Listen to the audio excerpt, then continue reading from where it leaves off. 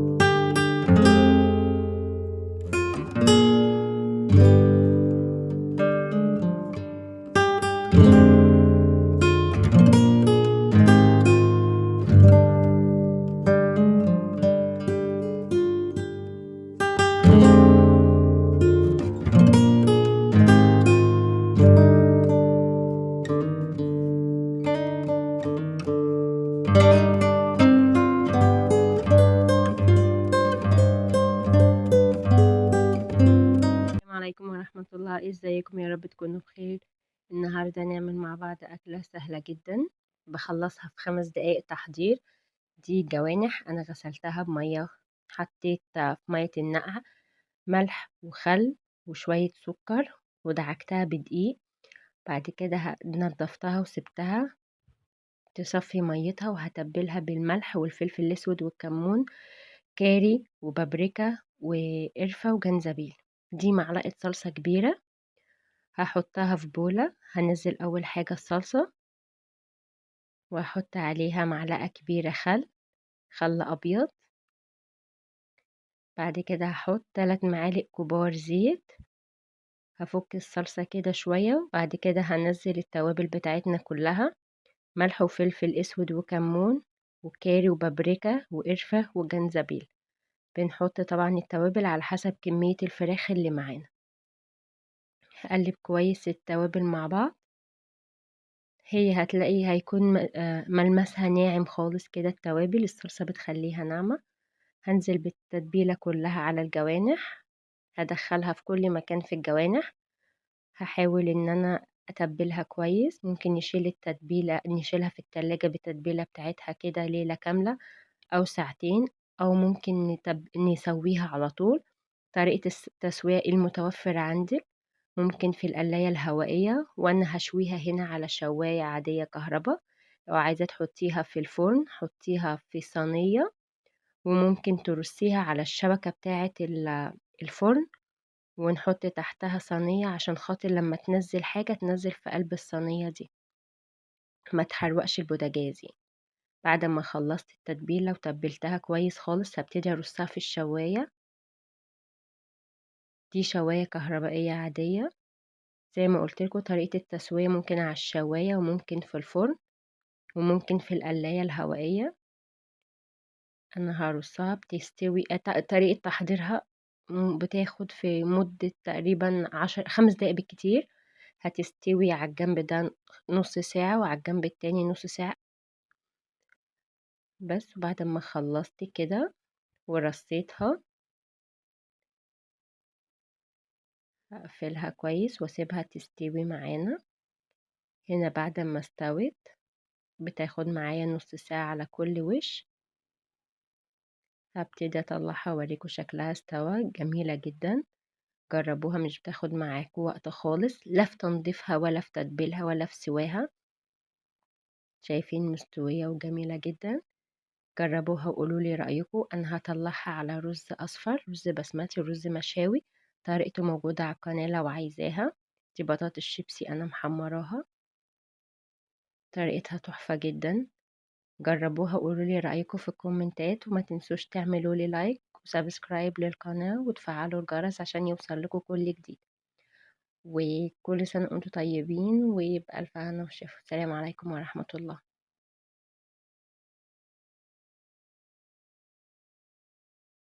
السلام عليكم ورحمة الله. ازيكم يا حبايبي؟ يا رب تكونوا بخير. النهاردة هعمل معاكم أحلى أكلة أنا بحبها جدا، بموت فيها، بحب عمايلها، بحب طعمها، بحب تفاصيلها كلها على بعضها كده تحفة. المندي. هتاكلي أحلى مندي في البيت. أول حاجة أنا هقول لكم الطريقة. جبت فراخ وراك، أو تجيبي فرخة كاملة هتفتحيها من الظهر فتحة الفراخ المشوية، وهنبشر لها بصلاية بشر ناعم، ونحط التوابل بتاعتنا: ملح، فلفل اسود، كمون، كزبرة، بودرة ثوم وبودرة بصل وقرفة وجنزبيل وحبهان وكاري وتوابل كبسة، وربع كوباية زيت، سواء زيتون أو زيت ذرة المتوفر عندك. هجيب معلقة خل أبيض، معلقة عصير ليمون، نص ليمونة. هنعصرها على البصلاية واحط عليها الزيت، وننزل التوابل كلها بتاعتنا. هقولهم تاني: التوابل: ملح، فلفل اسود، كمون، كزبرة، بودرة ثوم وبودرة بصل وقرفة وجنزبيل وحبهان وكاري وتوابل كبسة. ايوه، احنا هنحط توابل الكبسة والكاري والحبهان على الفراخ، طعمها هيبقى تحفة جدا. ما تقلقيش خالص من توابل الكبسة على الفراخ، طعمها جميل. جربيها مش هتندمي خالص منها. انا هقلب التوابل كويس جدا مع البصل، وهنتبل الفراخ. احلى حاجة في التتبيلة دي ان انتي هتتبلي وتحطي في الفرن على طول، مش هتحتاجي بقى تحطيها في التلاجة ساعة ولا ساعتين، ولا تسيبيها تنام تبات لها ليلة في التلاجة. لا لا لا خالص، انتي هتعمليها وعلى الفرن على طول. بتشرب من التتبيلة كويس جدا، طعمها تحفة. انا هنا بدخل التتبيلة اهم حاجة في كل مكان في الفراخ، يعني انا بحطها تحت الجلد ما بين اللحم، ما لو في حتة فاتحة جنب العظم أنا بدخلها، بحاول أدخل بإيدي كده جنب في فصوص اللحمة. ممكن تجيبي سكينة وتفتحي بيها كده فتحات، تنغزي الوراك بيها وتدخلي التتبيلة فيها. هي بتشرب التتبيلة بسرعة جدا. بعد ما بتبلها أنا بحطها في الفرن على درجة حرارة 200. ببقى مشغلة الفرن قبلها بشوية يكون الفرن سخن، واجيب صينية مليانة مية، مليانة مية كتير. يعني المية دي كل ما هتنقص مننا ساعة السوى أنا هزودها. أهم حاجة المية اللي في الصينية دي ما تنشفش مننا، عشان هنحتاجها في الآخر خالص لسوى الرز. احنا التوابل بتاعتنا سواء زيادة أو طلعت زيادة منك أو طلعت اوفر، يعني كده كده هنستخدمها في قلب المية دي. انا التتبيلة بتاعتي اللي هتنزل من المية، هتنزل من الفراخ في المية دي هتعمل شوربة. انا هرص الفراخ على شبكة. لو الفراخ عندك اكتر من الحجم او ما عندكيش شبكة فراخ كتير، هتحطيها على الشبكة بتاعة الفرن. هنرصها على الشبكة اللي تحتها المية، والتتبيلة اللي هتتبقى مننا هننزلها في المية. كل التوابل اللي هتتبقى مننا هننزلها في قلب المية اللي تحت الفراخ، وهندخلها في الفرن زي ما قلنا على درجة حرارة 200 تقريبا، من نص ساعة لساعة الا ربع على الجنب ده، ومن نص ساعة لساعة الا ربع على الجنب التاني، طبعا على حجم الفراخ هتاخد الوقت في السوا. وهنحطها في الفرن. المية دي في الآخر هتبقى شوربة وهنستخدمها. هنبتدي نعمل سوا الرز. هجيب معلقة سمنة على معلقة زيت، وهقطع بصلاية مكعبات صغيرة وهنشوحهم في الزيت، نخليهم ياخدوا معانا لون أصفر خفيف. يعني أول ما تبتدي تصفر أو يعتبر البصل يدبل، هننزل عليها الثوم. مش هنسيبها تاخد لون، يعني هي دوبك تبدأ تصفر، مش هتاخد لون البصلاية. هوريكم دلوقتي نقلبها كويس. أيوة هنا كده البصلاية دبلت معانا وبدأت تاخد لون بسيط.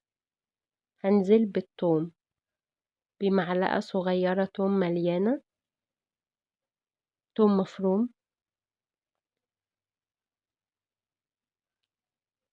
ولما التوم ياخد اللون الأصفر أنا هنزل بمكعبات طماطم. للناس اللي مش بتحب الرز بالطماطم طعمهم مش هيبقى باين خالص، الطماطم في قلبها هي طماطمية واحدة صغيرة، وهبقطعها. ممكن تقشريها كمان تشيل القشر، فمش هتبان خالص في الرز. للناس اللي مش بتحب الطماطم يعني في قلب الرز، انا منهم. يعني انا مش بحب الطماطم في الرز خالص، بس مش بتبقى باينة خالص ويبقى طعمها تحفة. هنا الرز، هنا البصل دبل معانا والثوم اخد لون اصفر. نزلت بطماطمية واحدة مكعبات صغيرة، هشوحهم. وبعد كده احط توابل غير توابل الفراخ، يعني هي نفس التوابل. بحط تاني ملح وفلفل اسود وكمون وكزبرة وبودرة ثوم وبودرة بصل وقرفة وجنزبيل وكاري وتوابل كبسة. نحط الكمية على مقدار الرز. يعني أنا الكمية دي نص معلقة صغيرة من كل حاجة على قد كوباية رز. رز بسمتي أنا غسلته وصفيته، هنزله على التوابل بتاعتنا بالبصل بكله. هسيبه هياخدوا تشويحة، هشوحها دقيقة.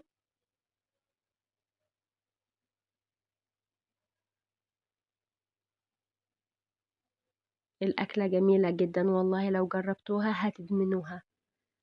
أنا بقيت مشهورة جدا بيها، طعمها تحفة.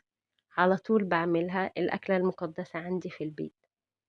هنا هشوح الرز كويس مع البصل والقوطة والثوم. كل حاجة طعمها مش بيبقى مميز لوحده، هي كلها على بعضها كده تركيبة طعمها تحفة. حتى للي مش بيحب الرز البسمتي بالطريقة دي هيحبه، طعمها خطير. هقولها كده من أول الفيديو لآخر الفيديو، طعمها خطير جدا والله.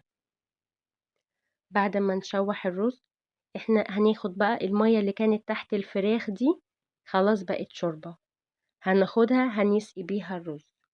واحنا برضو نخلي بالنا من ملح الرز، عشان الملح اللي هينزل في المية اللي بتاعت تحت الفراخ، عشان ممكن تحرق. اهي بصوا، دي الشوربة اللي كانت تحت الفراخ.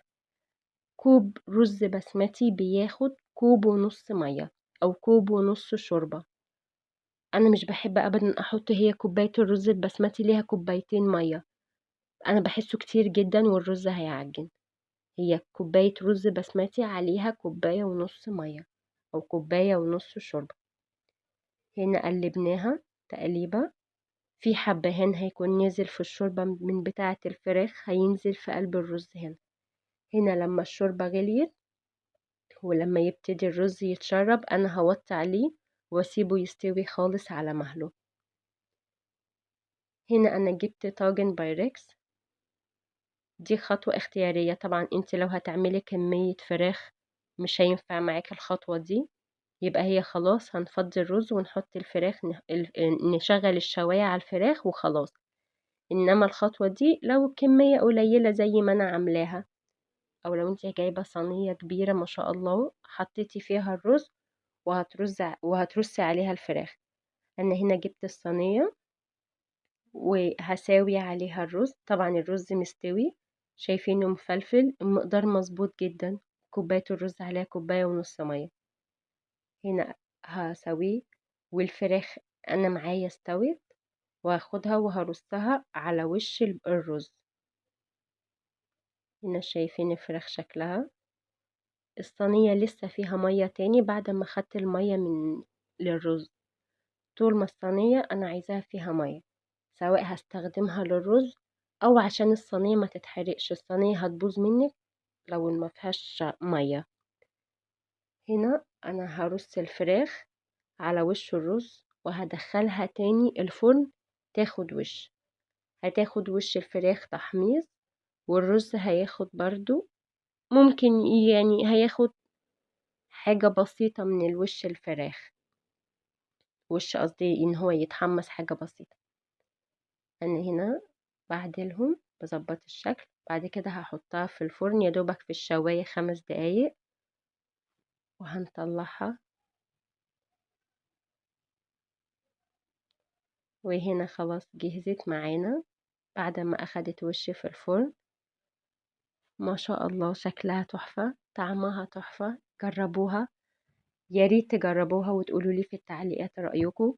وإذا اتفرجتوا على الفيديو وعجبكم ما تنسوش تعملوا لي لايك وتدعموني واشتراك للقناة وفعلوا الجرس عشان يوصل لكم كل جديد. والسلام عليكم ورحمة الله.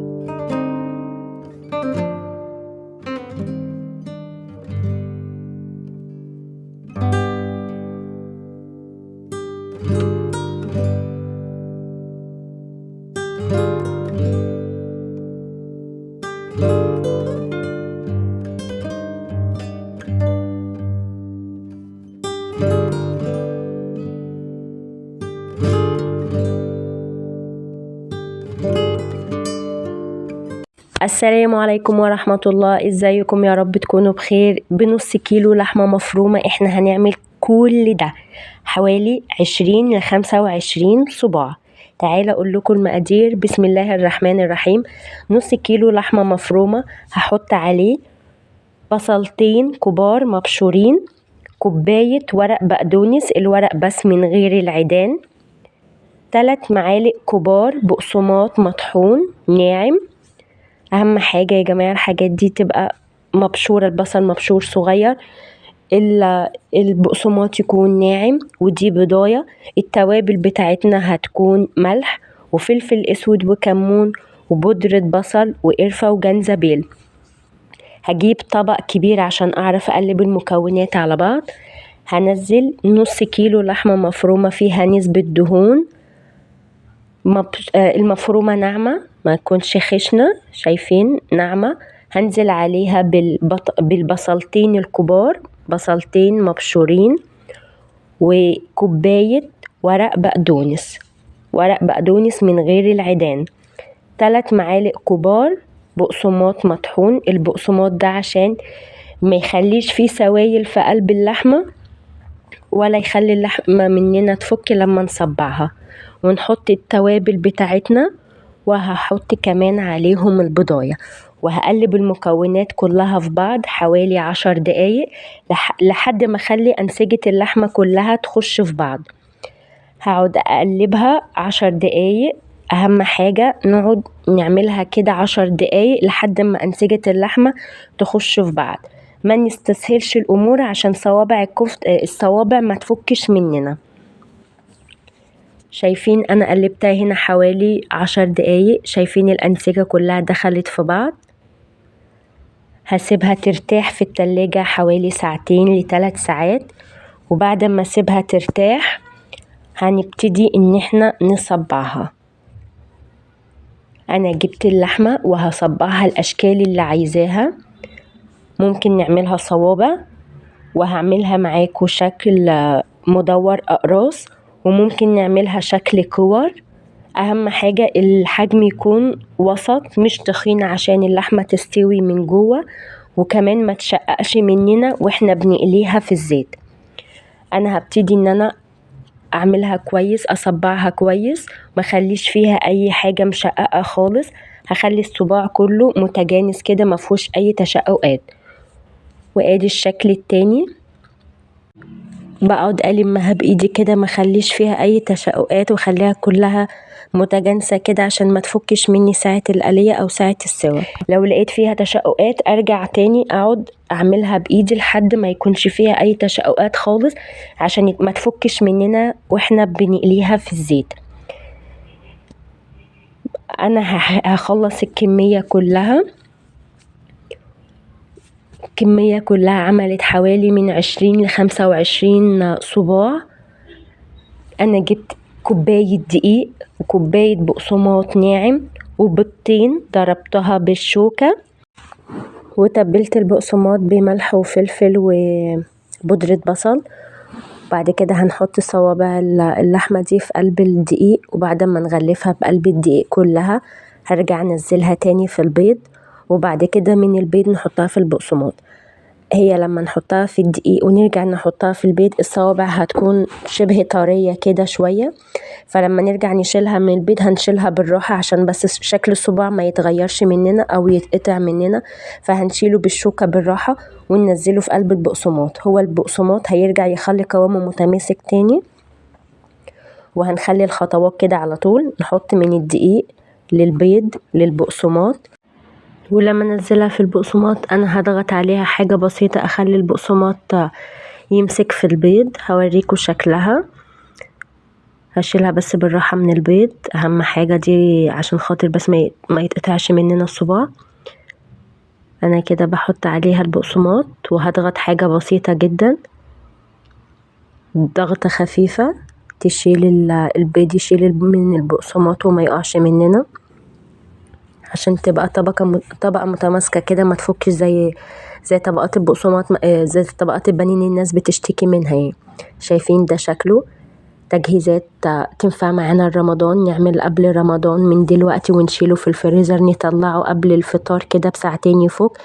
تجهيزات لأي خروجة سريعة كده، أو حتى لو احنا محتاجين أكلة ومش قادرين ناكل، بتبقى جاهزة جدا في الفريزر وسهلة خالص. هنطلعها على زيت غزير سخن.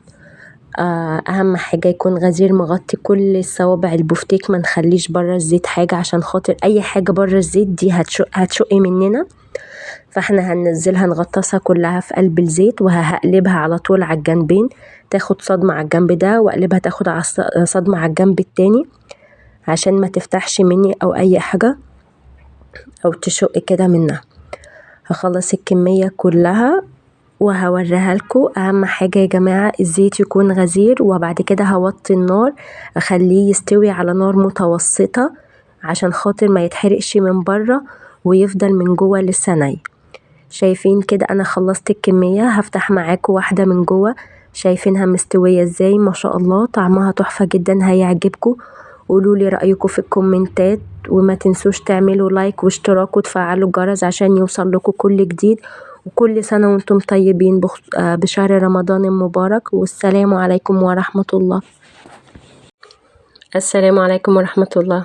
ازيكم؟ يا رب تكونوا بخير. هعمل معاكم النهاردة طاجن المسقعة، أكلة بسيطة واقتصادية على قد ايدينا، مش بتاخد معانا لا وقت ولا مجهود، سهلة جدا وطعمها ان شاء الله هيعجبكم. اول حاجة انا جبت بتنجان رومي مغسولة وقطعت الجزء اللي فوق، وبطاطس متقشرة، وفلفل حراق وفلفل رومي. هي المسقعة بتتاكل حراقة، لو انتي مش بتحبي الحراق ممكن نشيل خالص الفلفل الحراق منها، بس هي المسقعة يعني حراقة.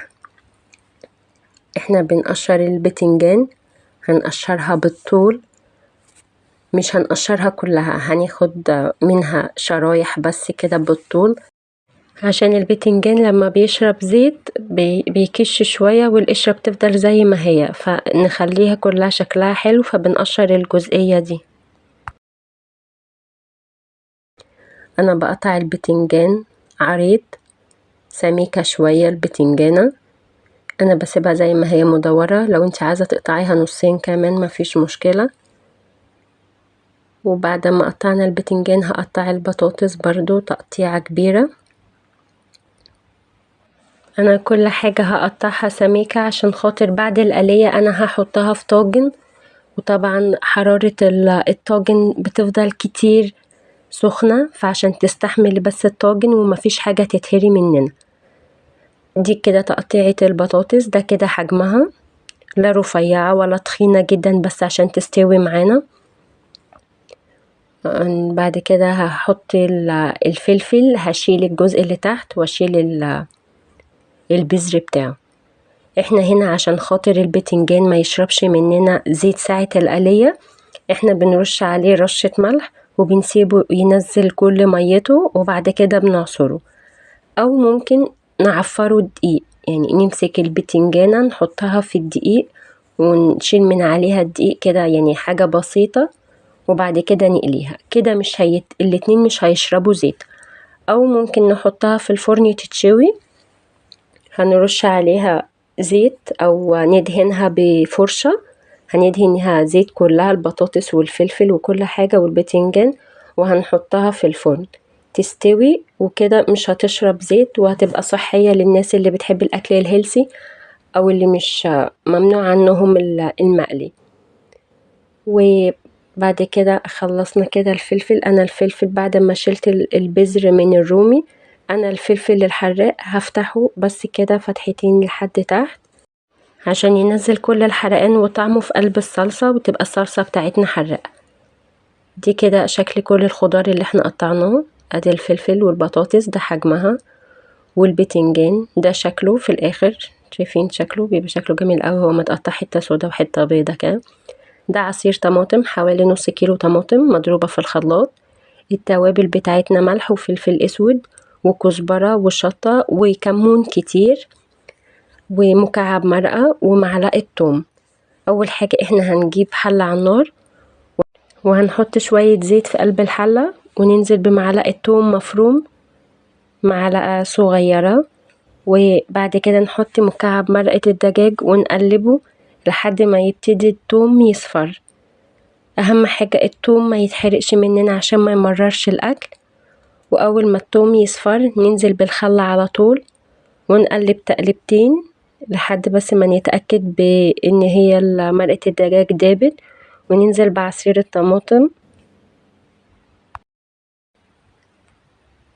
ونحط التوابل كلها بتاعتنا زي ما قلنا، ملح وفلفل اسود وكمون وكزبرة وشطة. الشطة طبعا اختياري، للي مش بيحب الشطة هنشيلها.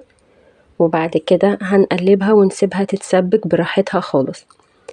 وهنا في نفس الوقت انا كنت قليت البتنجان والفلفل، قليتهم في الزيت حمرتهم زي ما قلنا، اللي يتحمر في الزيت او يتشوي في الفرن زي ما تحبوا. انا هنا حمرت البتنجان والبطاطس والفلفل، حمرت كل حاجة وهنبدأ نرص في الطاجن. انا هرص البطاطس اول حاجة تحت عشان تستحمل شوية عن البتنجان.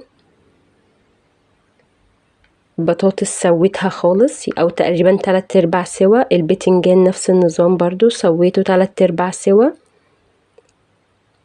عشان يشربوا شوية بس في الفرن من الصلصة. بعد كده هرص البتنجان الفلفل على الوش خالص، ورشيت هنا على البتنجان والفلفل ملح وحطيت عليهم كمون. وبعد كده هنزل بالصلصة بتاعتنا. اهم حاجة بس ندوق الملح، نشوف الملح مظبوط ولا لا. انا اللي انا عملته ده كده ملحه مظبوط. هغطي الصلصة بالبتنجان والفلفل، هغطس كل حاجة في قلب الصلصة وكل حاجة مستوية. هتقعد في الفرن تقريبا من ربع ساعة لتلت ساعة على درجة حرارة عالية، تقريبا 200. مش هتاخد وقت، كل حاجة مستوية يا دوبك الصلصة متسبكة والخضر مقلي، فمش هتاخد وقت.